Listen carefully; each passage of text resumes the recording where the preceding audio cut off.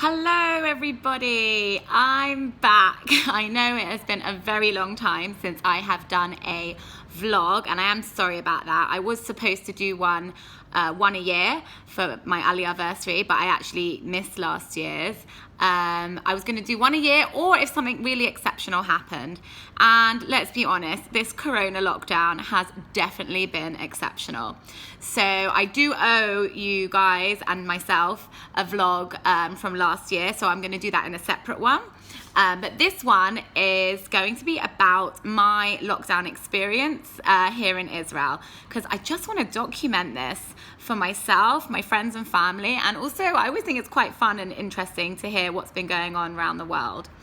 So, my start of my corona experience actually began in just at the end of February. I was supposed to be flying to Finland for work around the 8th of March, which was very great going for work to Finland, cool, but actually it meant I was going to be away for Purim, which was actually really upsetting.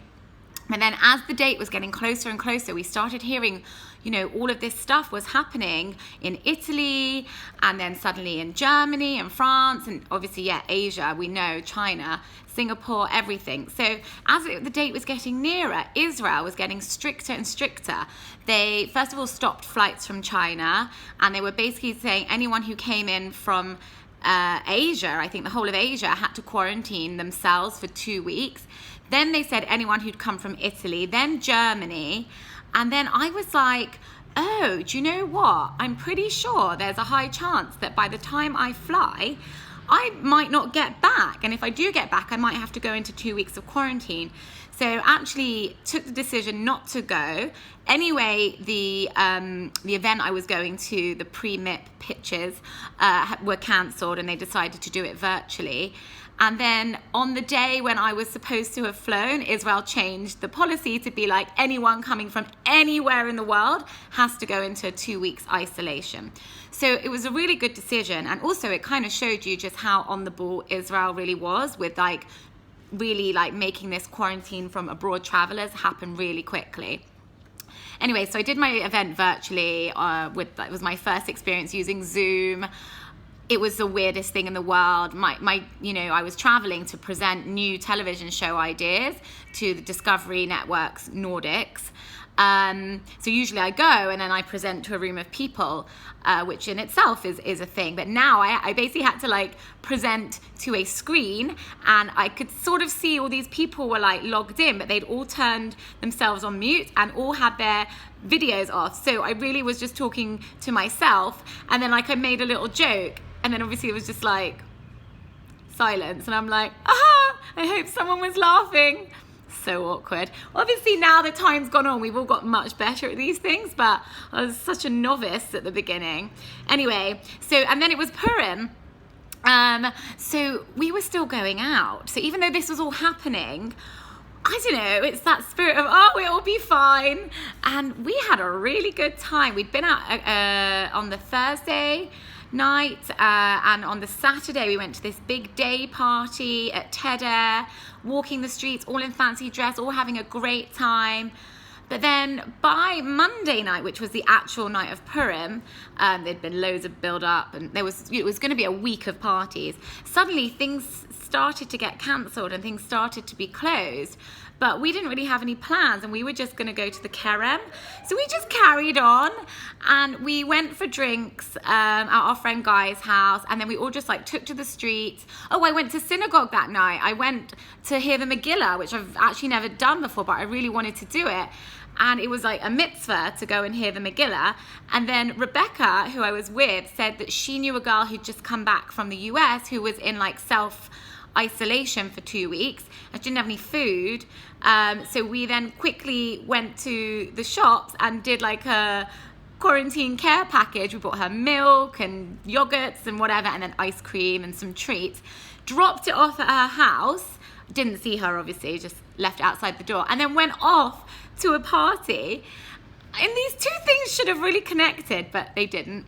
So, and then we went out into the Kerem, and wow, there must have been 2,000-3,000 people there. I've got videos and pictures. I'll try and tag it in. Just the biggest crowd ever. I guess it was open air still, so it was kind of okay, but looking back, it really wasn't okay, and we were like really lucky that none of us got ill. But actually it was also the most fun, and we were all like, thank God we just had that last party. So it was really fun, and then that was on the Monday night, and then by Thursday they'd closed all the bars and restaurants, and we were only allowed to be maximum 10 people together. So we had 10 people here, and we literally played board games and did drinking, and it was fun. And then I think that was on the Thursday, I think by the Sunday or Monday it was like no one's allowed to see anybody, and you can't go more than 100 meters from your house. And we were like, oh my God. And you know, everyone's like scrambling to like get all their office stuff so they could work from home. Me and Lee, my flatmate, still living with Lee, you know, we set up, like, we have our sort of dining table and then like a folding table. So we set them up opposite each other. We both had our screens and our keyboards. And then actually Lee was like, my back is really hurting. And I was like, yeah, me too. So like I went and got my office chair and I brought it in a taxi home so that I could work. And yeah, it was just like, wow, it was just a really mad few weeks getting ready for all that. And then still in the UK, they were so behind. So I'm talking to my mum, and I'm like, Mum, you know, you need to stay in and like, don't go out places and and she's like, what? I'm just having a coffee in Mill Hill. What? Don't be so ridiculous. I'm like, no, I was like you 2 weeks ago when I went out for Purim, but now it's really serious and you need to stay home and be safe, and you're over 60, so you're at risk. And do you know what?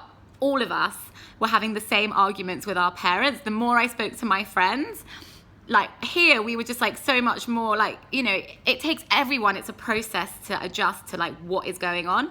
But we had a head start. And so, oh wow, I was just arguing so much with my mum. You can't go and see grandma. What do you mean I can't go see grandma? I was like, well, if you go, you have to not go to the shops and not see anyone. Don't be ridiculous. I can't possibly do that. And I was like, Dad, you need to be ready to work from home. You won't be able to go to the office. He's like, what do you mean I can't go to the office in central London? I was like, you don't know. You might not be able to. Like, I know it's really hard for you to understand, but this is what is happening right now in Israel. And remember Italy, and remember, you know, everything else that's going on. Anyway, it's just really entertaining. Now they're really up to speed, and it's really good, obviously. But yeah, wow, this is already like a really long vlog. So I'm going to stop here, and I'm going to do another one. And wow, this is going to turn into a series, but I'm okay with that. So I hope this is interesting for somebody, but it will be interesting for me in like 10, 20 years time at the very least. So yeah, okay, bye.